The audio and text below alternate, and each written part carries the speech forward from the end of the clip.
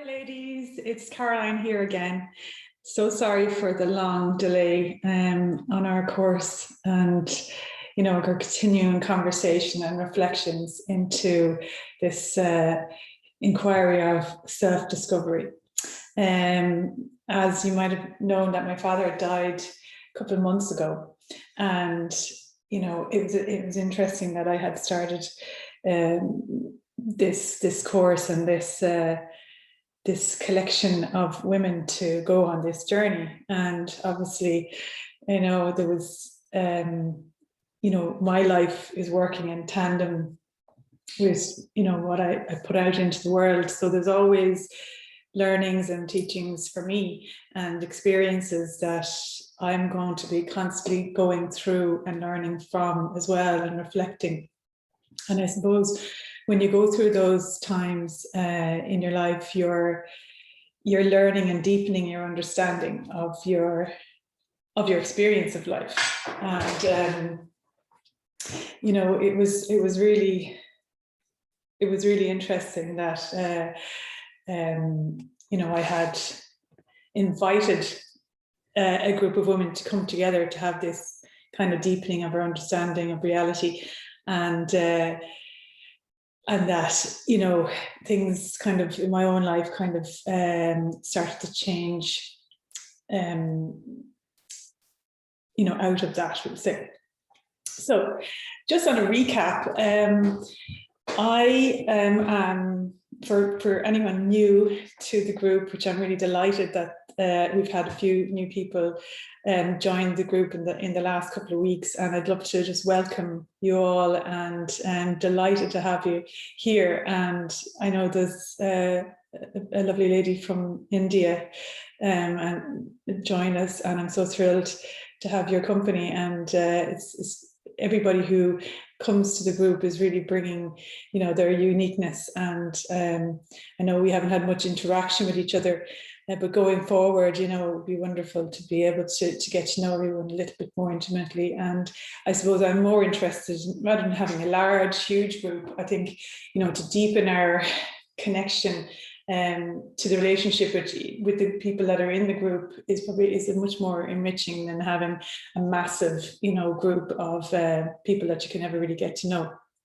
Because I think really deepening our relationships with ourselves and with those people around us who really enrich us and our experience of life is far more fundamental than a lot of superficial connections, and I think as you mature as a woman in life, you understand that life teaches you that, and sometimes it's the skill of discernment is a really valuable skill to find who kind of resonates with you and who doesn't, and really to have that, to set those boundaries around people who aren't actually maybe adding to your experience of life, and whether they're so I think having a small group of people who are like-minded and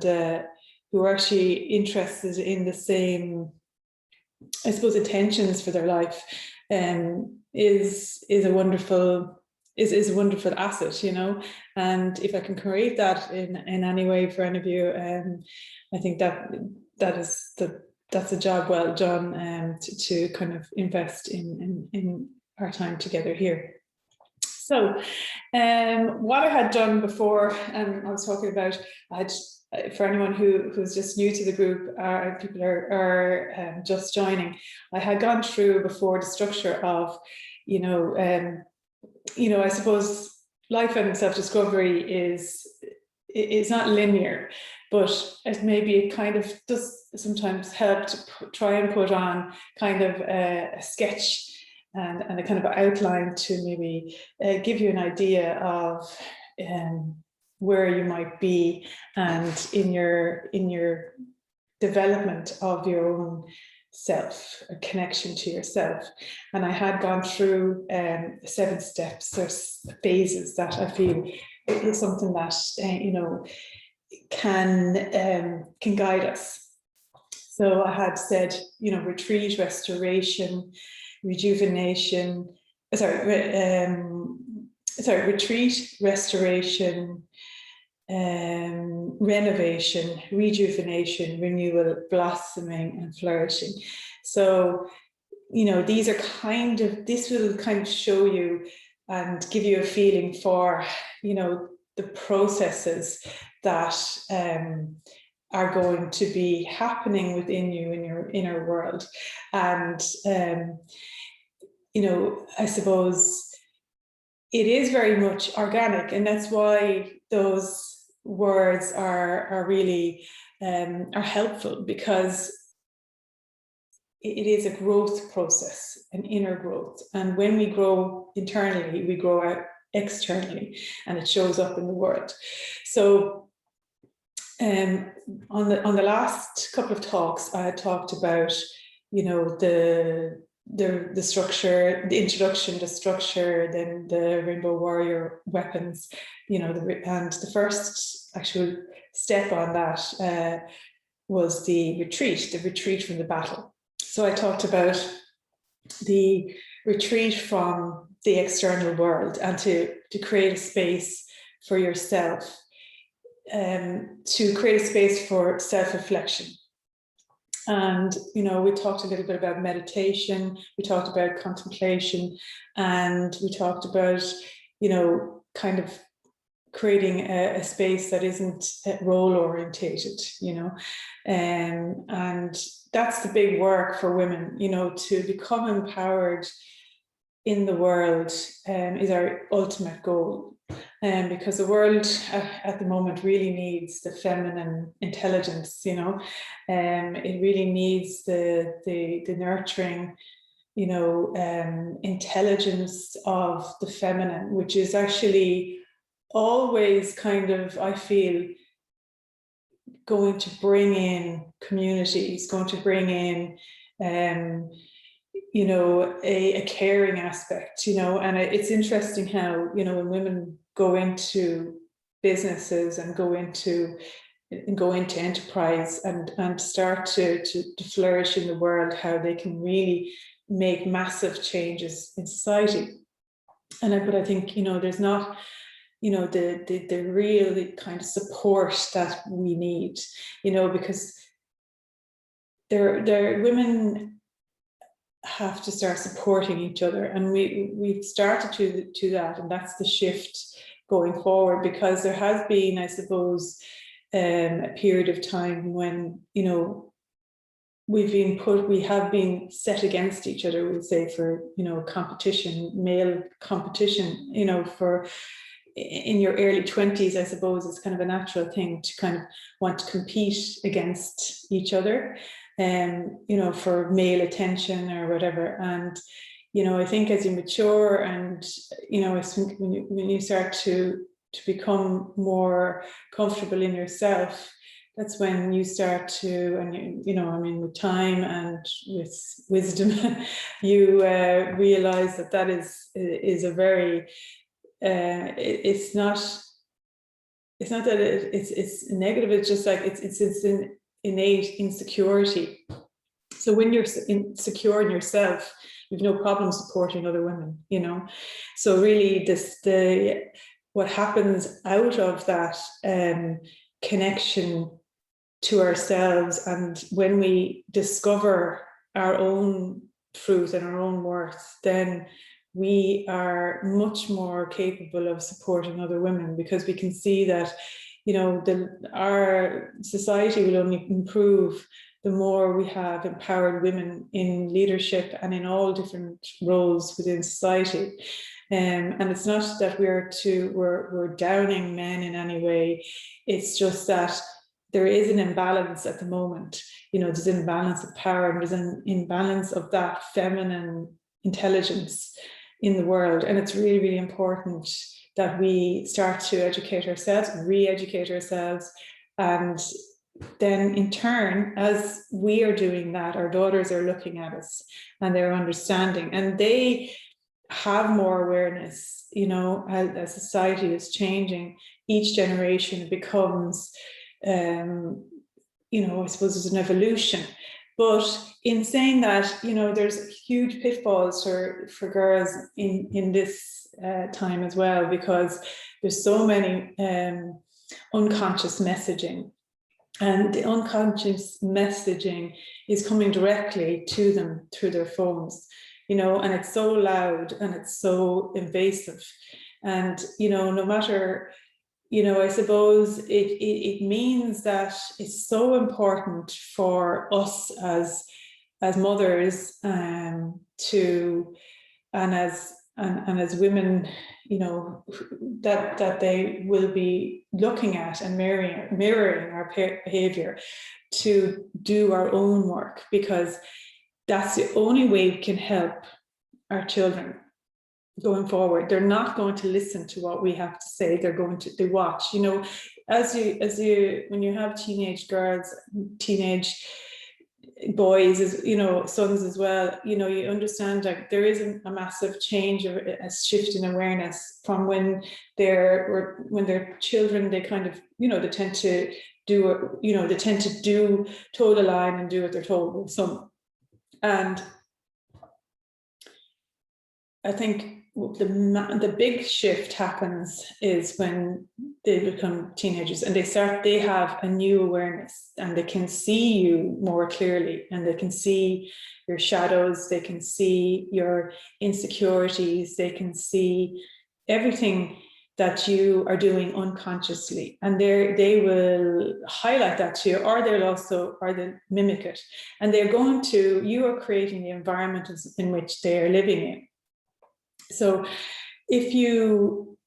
when you become aware of the areas in which that you need work, it's only you doing the work and even showing them the transformation of yourself, and showing them and talking to them about, this is an area that I need to work on, or I have an issue with, overeating, or I have an issue with exercise, or I have an issue with this or that. I try to do that, where I try to uncover the unconscious aspects and the patterns that I have myself, that I know I have to try to retrain, in a more positive way.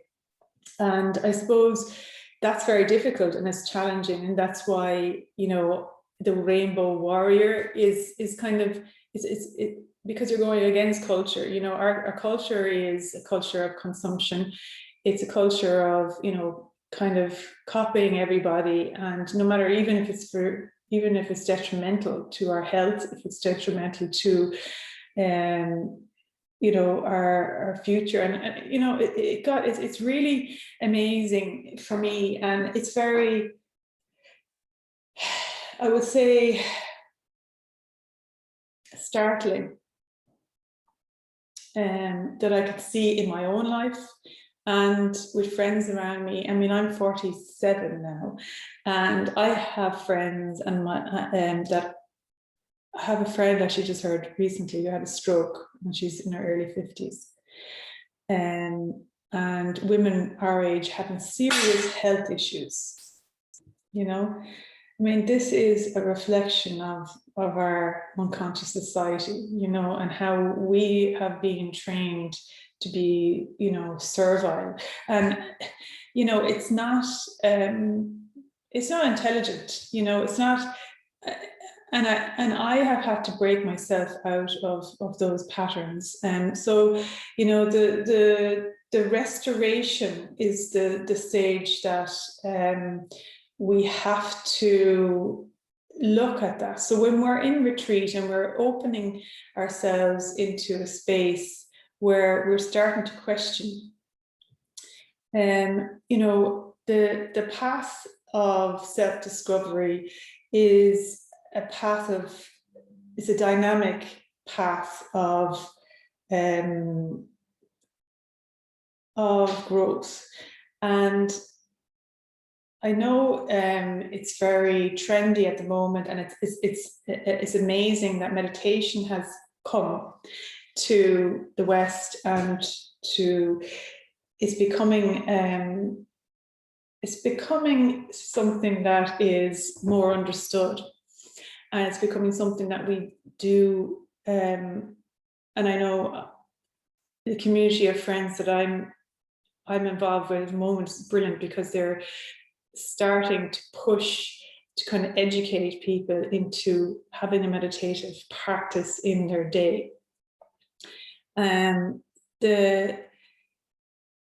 The downfall of that is that, again, as I say, being a graphic designer and being an academic as well, I can see that how, you know, profound thought can get watered down by culture, like pop culture.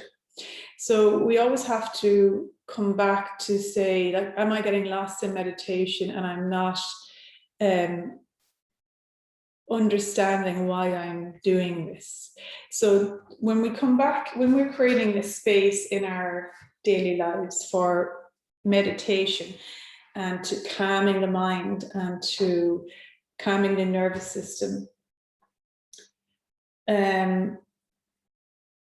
I suppose for myself, I did never do that. I wouldn't call it, I would call it, okay, I would call it reflection, contemplation, like I said, active contemplation. So I never closed my eyes and did breathing exercises, which you would have learned from, you know, from India.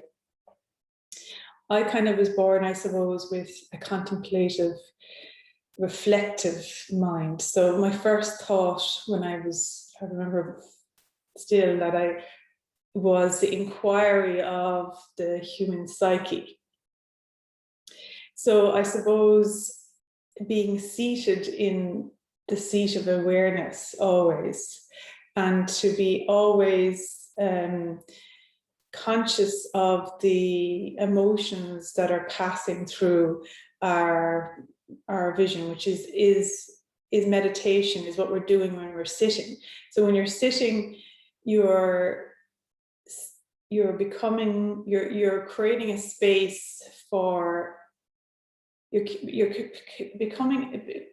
creating a distance from your mind and your thoughts. So say, for example, sometimes when I think about, you know, the brain itself, so we've got the mind, the brain, and then we've got a space around that, and then we have the skull. So, you know, you're creating a space around your thoughts. But I suppose for me, I think I always had that, I suppose I always had that vision, that inner vision of watching and being curious around what was happening in this space, in this mental space. So as if I was observing the action and observing the world and observing the play of the world. And in India we call that Maya. And when we become attached to that play and there's no space, then we become that, you know, when we feel we are our feelings, or when we feel we become attached into the physical world, you know. So there's no separation from that, there's no space around that. So whenever, if you're, say for example, if we're attached to our children and we're completely attached to them like this, and something happens to a child, then, you know, we completely, their pain is our pain, of course, but we don't have that space. And I suppose that's the work that we're doing in evolution and in humanity at the moment, is trying to create that space between our sense of self and the actual self. It's, you know, the constant, timeless self. So all I'm saying is that, you know, meditation can be done with your eyes open or your eyes closed. And for me, I think I always did it with my eyes open. I never closed my eyes. I suppose it's a bit more like Eckhart Tolle, you know. It was the fabric of reality was my meditation. So everything that comes into your awareness in the fabric of reality is designed specifically for you, because it's reflecting your consciousness. So my reality is being reflected, my consciousness is being reflected back to me, your consciousness is being reflected back to you. We don't share the same, we can share the same experience, but we don't share the same, we don't experience it on the interior in the same way, because of our unique consciousness. Do you understand? You know, it's like as if our universe is and our world is on the inside. So the interior design of our psyche is unique to each of us. So the restoration of our psyche is to, and the path of self-discovery is to come back to our true nature. Because in truth, all of our natures are the same. There's only one personality as such, and that's the personality of life itself.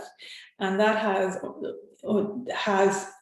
the only attributes that personality has are love, kindness, harmony, interdependence, profound intelligence, beauty, expression, creativity, and you know that and change, everything that we see in nature.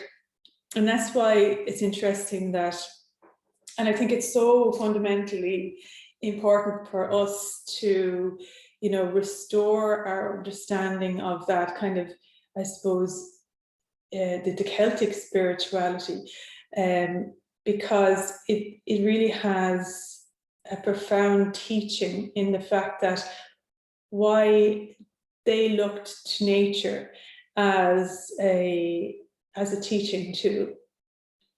And why did they do that? It's not just to make us feel good, but it's principle-based. And Hinduism is principle-based as well. And which is really interesting that I had found, you know, when I had my awakening, I started to kind of try to find where I could find these kind of philosophies or these realizations that I had. I couldn't see them in Ireland. I couldn't see them in the culture that I was born into. I couldn't see them. And I went, you know, kind of on a quest for wisdom, we'll say, wisdom philosophy. So, of course, you know, India is the heart of that. And, excuse me.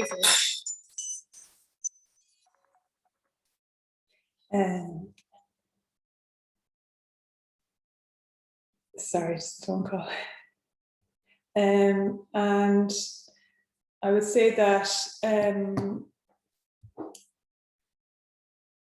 what's interesting is that I suppose when I had my realizations and my awakening, it was through nature. So, and through that, I had realized the universal principles of reality. Then when you go to Hinduism, you see that it's the principle-based religion, I would say, well, philosophy more than religion. And which is interesting because when I looked into, you know, I suppose trying to restore our understanding of our own tradition, which in Ireland, it's Catholicism. And when we look to deepen our understanding of that tradition, we go into the Christian mystics, and we go into the understanding of, you know, even the word Catholic is a Greek word, and it means universal. And so when I went to look into the teachings of, you know, Christianity from the Irish Celtic Christianity, it's funny how it actually came from it didn't originate in Rome. It actually had an Eastern connection, and it was more connected to Hinduism. So there's actually a marriage there, and between Catholic, the Celtic Christianity and Hinduism. And it's interesting, that's why I seem to I couldn't understand how, not after learning or having any knowledge of you know, the Hindu tradition. It seemed to just make complete sense to me straight away when I started looking into it. I said, this is exactly what I experienced, understood it on a very deep level, and I connected and resonated with it so much. It's such a beautiful tradition. So I suppose I feel that we're kind of living through a renaissance of spirituality in Ireland, and we can see how the institution of religion has had such an impact on the Irish psyche. And we were born into that. And we can see, you know, in these years, how the shadow side of an institutional religion can play havoc. And we have had the most unbelievable traumas happen in Ireland. And it's really had a massive societal effect on us. And I actually feel it's so fundamentally traumatizing to a nation, because our connection to a collective spiritual culture is fundamental to our well-being. And I think, you know, obviously everything happens for a reason, and everything that's hidden needs to come to the light. Everything that's dark needs to come into vision for us to understand, you know, how we've been in, you know, the dark side of Christianity. But in saying that, you know, I think to really understand, if you have been feel like you have been deeply affected by that, which a lot of people in Ireland have been across the world, you know, and how could we not, because our most precious children have been raped, you know. I mean, we can't sugarcoat it, you know. And you know, the lack of trust now is massive.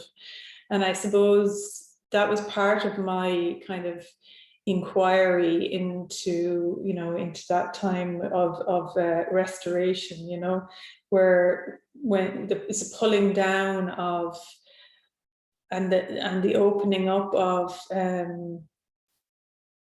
I suppose trying to see clearly, you know, where we are in society and where we are and how does that affect us in our own psyche. So I suppose,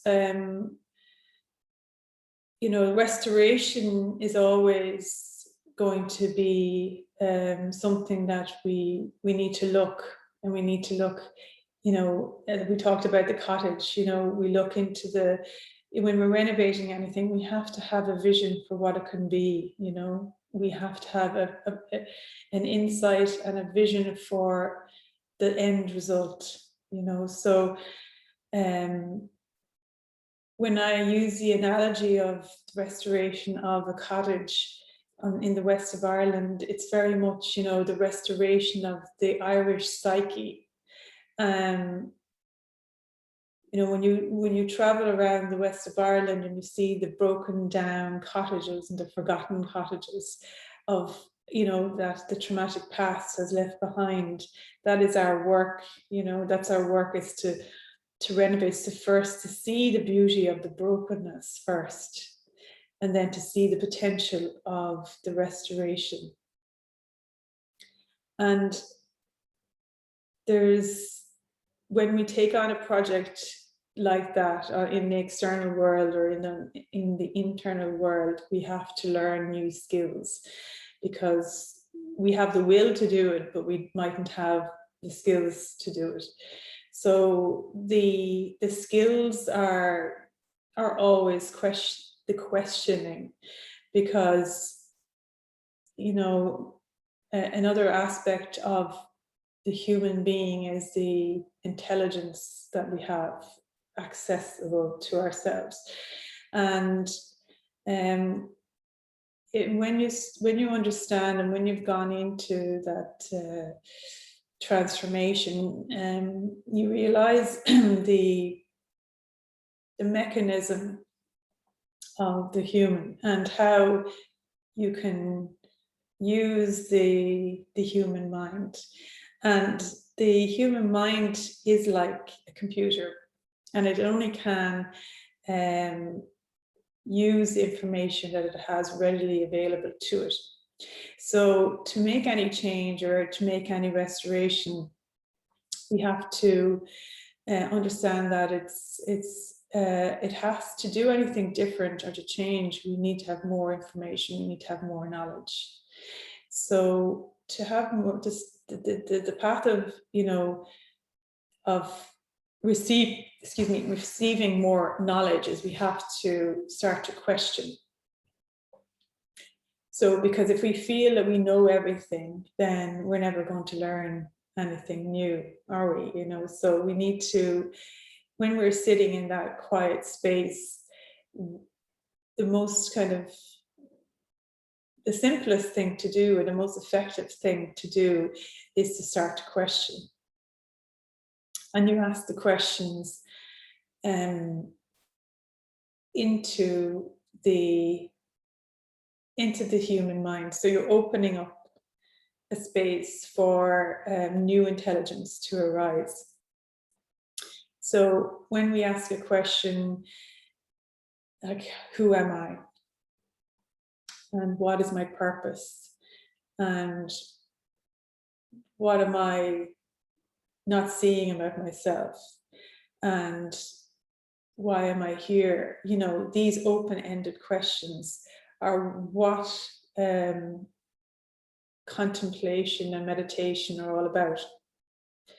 And I suppose when I ask the questions about, the Christianity, and I suppose when you've grown up in such a Christian country, and when that's being ripped away in one regard, you have to question what's true about it, what's actually true. We don't want to throw the baby out with the bathwater. We have there are, and the fundamental truths of Christianity that we need to hold on to, like the gold. And like it or like it not, that is our tradition that we've been born into, and we can take inspiration from other cultures. But I think for myself, I think I'm questioning what is actually happening to our spiritual life in Ireland. And I actually feel it's a renewal that we're in, a period of renaissance and renewal. And I think it's a really beautiful time for this rebirth and regrowth and renewal and blossoming and flourishing of a closer, intimate relationship with spirituality on a personal level. And it's taking away the organizational aspect of it, and it's asking us to become our own churches and cathedrals, and it's asking us, I suppose, to go into that retreat in in our own selves, you know, and to find those sacred spaces within our day to invite that space, that seat of conscious awareness to arise. And you know, there's lots of rules and regulations around Catholicism, you know, I mean, that women can't be priests, and we don't have, you know, there's been a lot of I suppose control and manipulation.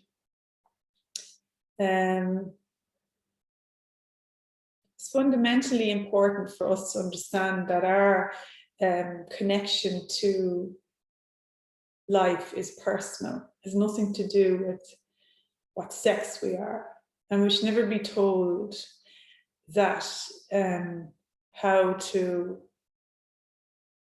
connect with that. That's our sovereign right as a human being to uncover. So it's uncovering that sovereignty of our true identity, that sovereignty that we are, you know, we are, that is our fundamental identity. And the restoration of that, excuse me, is actually just to uncover and to take away everything that is not sovereign, and that everything else that is not our, that is obscuring that. And as I mentioned before, spirituality in its truth and its true face is all about purification. It's not about rules and regulations and what you should do and what you shouldn't do, and control and manipulation and authoritarianism and oppression and suppression. There's absolutely nothing to do with spirituality. Religion is organized, spirituality is experiential. So if you're interested in spirituality, it means you want to experience it. You want to experience the true connection with life itself. So, you know, through the traumas of our life, we have become numb in our minds, numb in our bodies, you know. And life isn't numb. Life is moving. It's like water. It's alive. It's flowing. It's always changing. It's always growing. It has its cycles, and it never dies. It's fundamentally unchangeable, timeless, and pure. And it expresses itself in many different forms, in many different ways. So the restoration of ourselves and is to access the spring of life within ourselves. So how do we do that? So first of all, we need to bring ourselves into that space, like I said, into that sacred space. And then we need to look within our psyche and see all the negative aspects of our psyche. And what is the root of those? So how do we get to the root of those weeds that are causing that numbness and that clouding our vision? Because when, you know, in the psyche, we have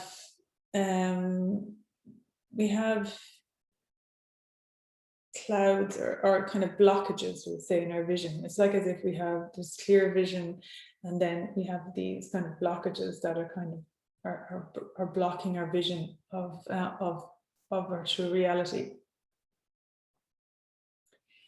So the best practice to do to purify that and to open our vision so that, you know, we can become lighter in our psyche is to start to become honest with ourselves and to take accountability of ourselves and to look to see, you know, what are the aspects of myself that aren't making me feel good. So, for example, even just words are a great guidance to finding these weeds. So where in my life am I feeling jealous? You know, jealousy is an insecurity. You know, it's insecure. If you're jealous of someone, it's because you're not feeling, you want to be better than that person. You want to be, because sometimes, so for some reason you don't feel equal. So we're always trying to get to equilibrium. You know, equilibrium is that there's none of us, we're all unique, but none of us are special. You know, we're all fundamentally a creation of life itself. We all have different talents and different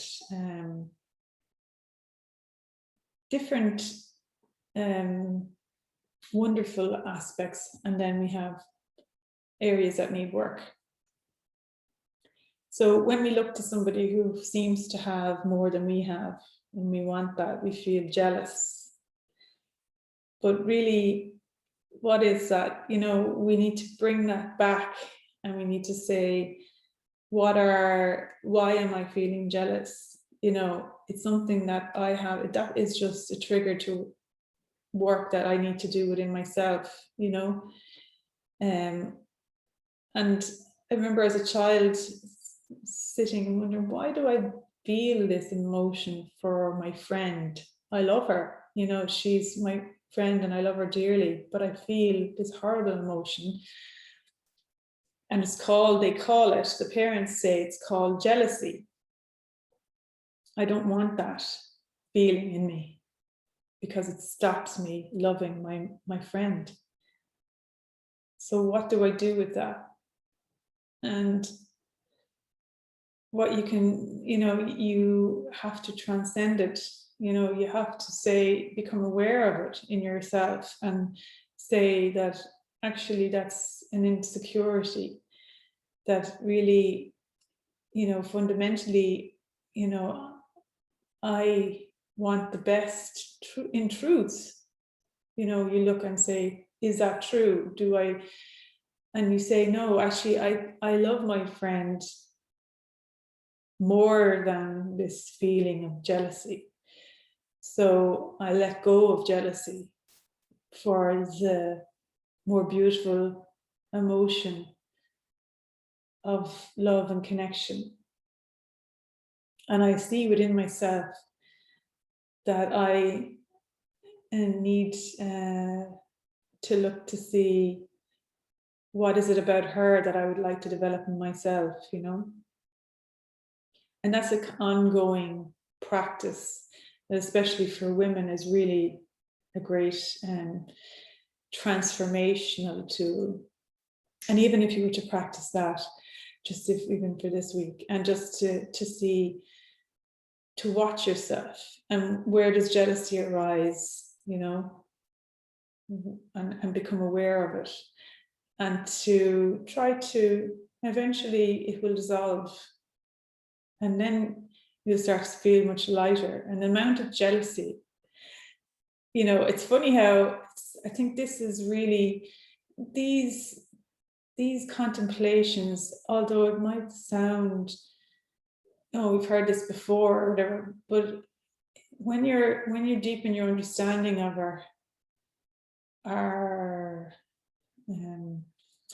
multidimensional aspect of ourselves, that, you know, through time and space, there's many different versions of ourselves. And when we dissolve an emotion in ourselves, it has a rippling effect through time and space. So like, it's like every single time you're ever jealous with somebody, all through your life disappears as well.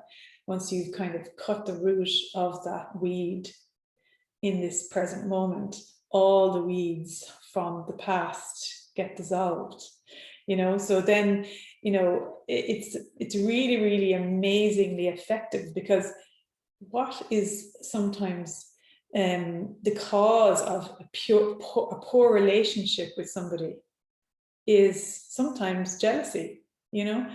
And like, why can't I relate to somebody or have have a beautiful connection and a beautiful friendship when jealousy is something that is part of is very strong in my psyche, you know, and that I want to be better than everybody else. I want to look the best. I want to be, you know, I'm competitive about that. So that's not something that is going to turn up in the world as creating kind of those enriching relationships that you want, you know. And if you are reflecting that into the world, like I talked about, you're just going to get that coming back to you. So if we're intelligent about the understanding of our consciousness, we can understand that jealousy is such a destructive, emotional and energy in our body. And when we can even just make that a practice in, you know, watching it and feeling it and seeing when it arises, and how can I transform that, and how can I transcend it and let it go as an emotion. That's a huge, massive transformational practice that you can do in your life. And all I will say is just try it out, you know. And as you go from one emotion to the next and name it and become aware of it as an energy in your body and as a cloud in your psyche, you know, you can move through these and life becomes much lighter and more enjoyable. So there is that, it's inner work that you need to do. It's not a work that anybody else can do. And don't be fooled that life can change on the outside when it doesn't change on the inside, because that is impossible. So each of us have to do that on a daily basis. And another practice that I would say to start to cultivate is being more silent, and not even just, you know, taking that time in the morning, but throughout your day. And I would say practice being quieter and not speaking as much, and creating an awareness around what you're saying, and be more conscious of your words, and where are your words coming from, and where's the root of those words, and how do those words have an effect on the people around you, or what are you mirroring to your children through your words. And because, you know, it's amazing the rippling effects that we have in the world, you know. It's, you know, I suppose we've been trained to kind of to look outside of ourselves all the time, to look to the news, to look to the people around us, to look to our parents, to look to society, and then to feel like we don't have any power to change anything, and just to give up. But there is a massive difference that you can you can bring to your life, your own personal life and society, even through, but it has to happen from within. And the rippling effects of you dedicating yourself to an inner contemplation and practice is going to make a massive effect in your life, but it has to be dedicated practice. So I'd say for the first rung on the ladder of that restoration, just take, even jealousy, and just to see and become aware of that in yourself as an energy. And where does it show up in your life? Where does it show up in your relationships? Where does it show up in, it has tentacles that just spread out exponentially, and, it seeps into us, and it's a toxin, so it's we talk about toxins in the world and what we're bringing into ourselves, but what is present in ourselves, within our psyche, and when we go into that, we can change our physical bodies, from the inside. So it has a profound effect. Science is really picking up on this now, and it's just true intelligence, that our consciousness forms our reality. So just say for this week, I'll just ask you to take jealousy and see as a weed, and see where we can pull that up, because we can see it as a plant, but it has roots that just go everywhere, and then it becomes, weeds. They grow quickly and they grow fast, and they can overcome a garden, and they can take over, and they can destroy the beautiful garden that we've planted and that we want to have, that we want to enjoy, the colors and the beauty and the harmony of the diversity of a garden, because weeds just want to replicate themselves, and they want to take over. So there's a constant gardening that needs to be done on a daily basis, and taking those weeds. And so let's look at the first weed of jealousy, and it's profound for women especially, because it's part of our cultural conditioning to be jealous of each other, and it's really toxic. So I'll leave you with that, and that's the first, I suppose, we say one of those, the weeds, and the first step into the restoration of our inner world, so we're starting to pull down the old, and so that we can, we're on that path of renewal. So I hope that's been helpful to you in some way, and apologies again for my lack of videos. And if you want to leave any comments, I'd love to hear your feedback on jealousy, and where does it show up, and have you any reflections on it, and what are I suppose with Flourish by Design that I've just started as well, I'm trying to kind of bring that consciousness into branding, into the world, because it's, the conscious and unconscious messaging is taken up by marketing, and it's taken up by, by kind of a cultural norm, because we're kind of manipulated by that as well. We have to awaken from this kind of control of the mass cultural unconscious.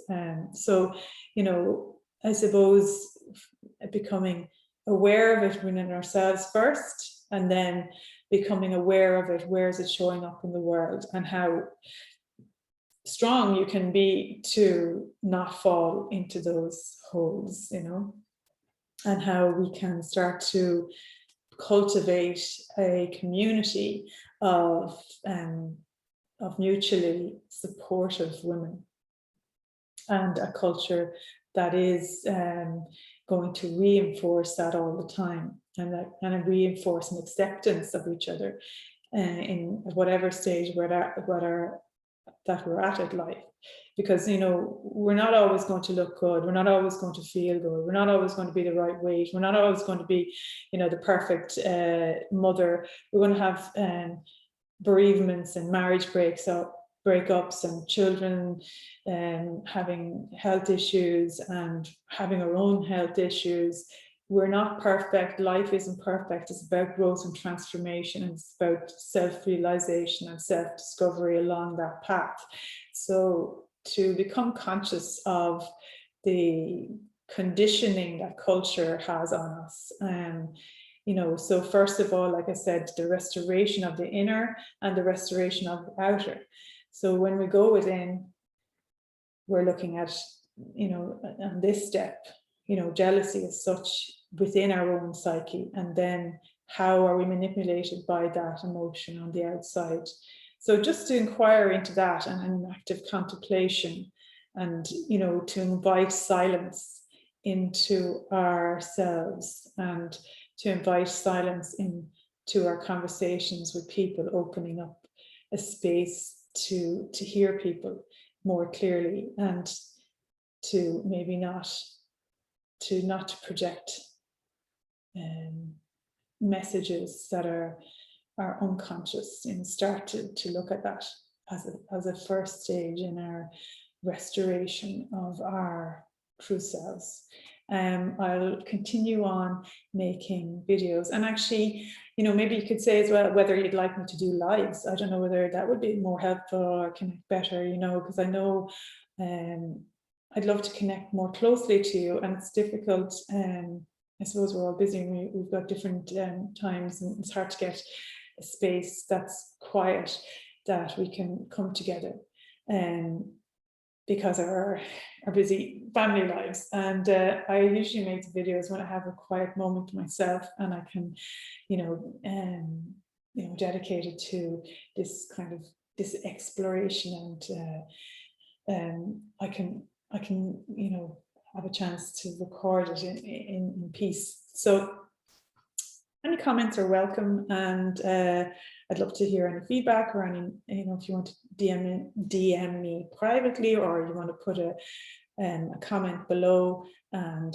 I suppose it's looking at jealousy, I suppose, maybe as a theme this week, and you know, that's on the path of our phase 2, which is the restoration.